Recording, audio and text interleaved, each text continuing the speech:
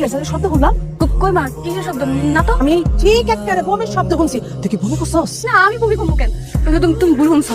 কি বলি জানি হয়। কালকে রাত থেকে রনির খুঁজে পেতেছি না, আর কই যে গেছে আমার কিছু কইও যায় না।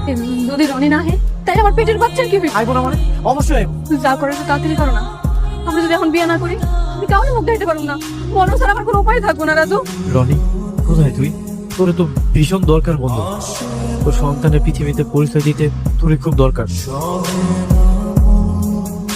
এইসব তুমি কি করতেছো? কি করবো আমি?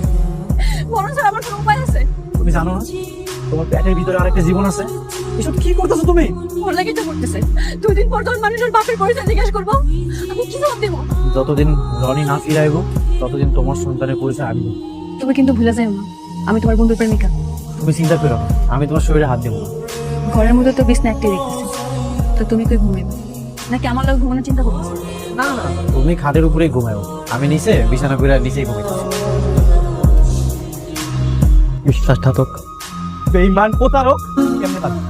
কেমনে পারলি তুই আমার ভালোবাসার মানুষকে বিয়ে করতে? তোর লজ্জা করলো না? তুই আইসস, আমরা অনেক খুশি। আগে পুরো ঘটনাটা শুন, তারপর বুঝতে পারবি আমি বেঈমান থেকে কোনো কথা শুনতে পারি। রনি তোর মুখে যাই তুই তাই কইতাছস। রাজুকে আমার বিয়ে না করতো আমি পৃথিবীতে বেঁচে থাকতাম না। মরে দেখি মরলি না কেন তুই? হ্যাঁ, আমি তো ভাবছিলাম তুই মরে গেলে আমার সাথে আবার বিয়ে করবি না। আর এখন দেখি বিয়ে করে বাচ্চা নিয়ে দেখ রনি, তুই ভুল করছিস। চলে যাওয়ার পরেই ওকে তো জানতে পারে ওই যে মায়া হতে চাইছিস। তুই নাটক করিস না, তোর যদি এতই মায়া লাগতো ওর একটা ভাড়া বাসায় রাখলি না কিনলে। তোরা বেইমানি করছিস আমার লোক। আমি তোর আমার কলিজার বন্ধু ভাবছিলাম, ওরে ভাবছিলাম আমার জীবনের ভালোবাসা।